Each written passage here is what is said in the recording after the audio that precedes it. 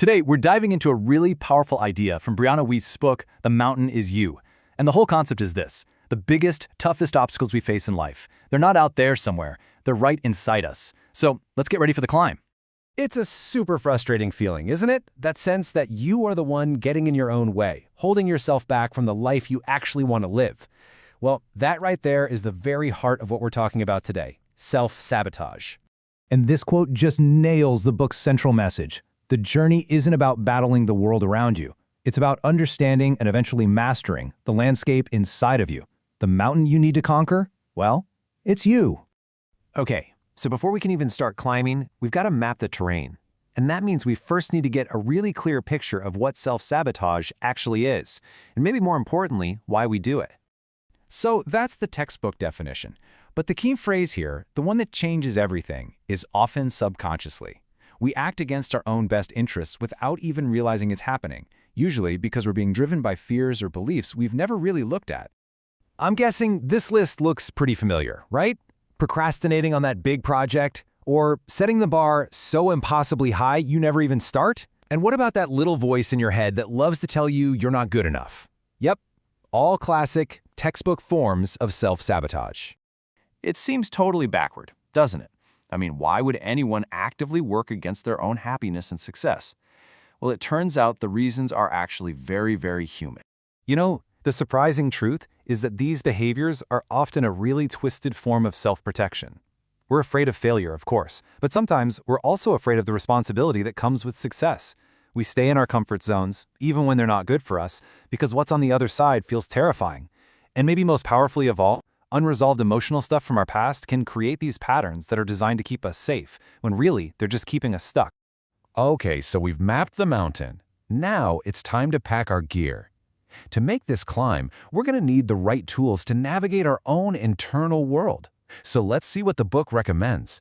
According to Wiest, these two are the absolute non-negotiables. You can think of them as your rope and your compass. One gives you control, and the other gives you a sense of direction.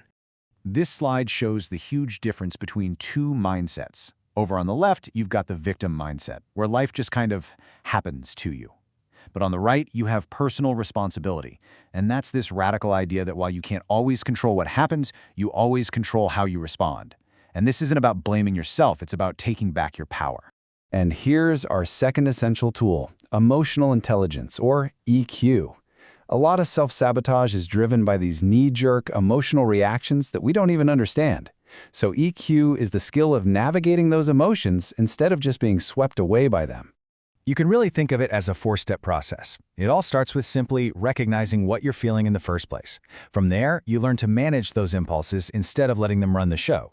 Then you can empathize, which helps build a stronger support system around you. And finally, you use all that insight to make smarter, more authentic decisions for yourself.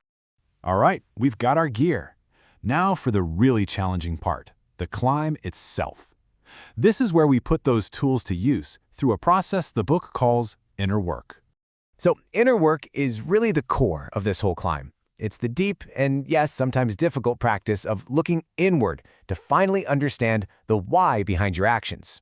It's all about bringing those subconscious patterns we talked about earlier out into the light. So how do we actually do it? Well, it's through practices just like these.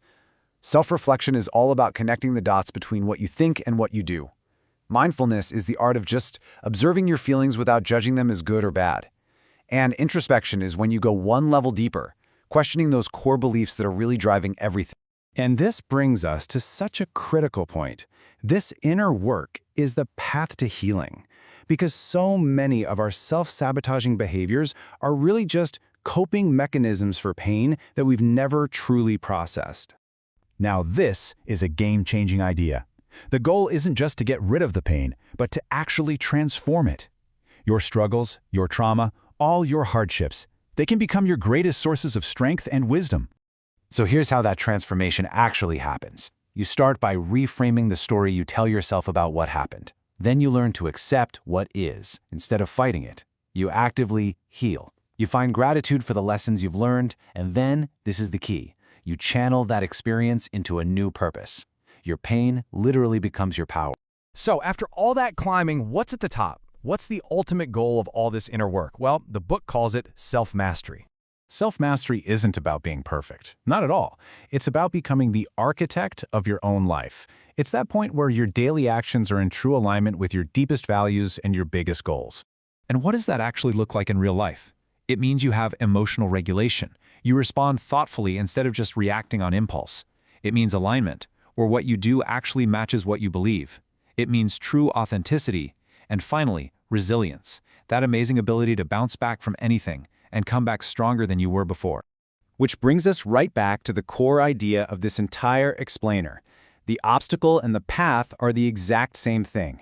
You don't conquer the mountain to change it, you climb the mountain to change yourself. The journey itself is the transformation. So, at the end of the day, we all have a mountain to climb. The only question left is, which one will you choose to face? And who will you become when you finally reach the summit?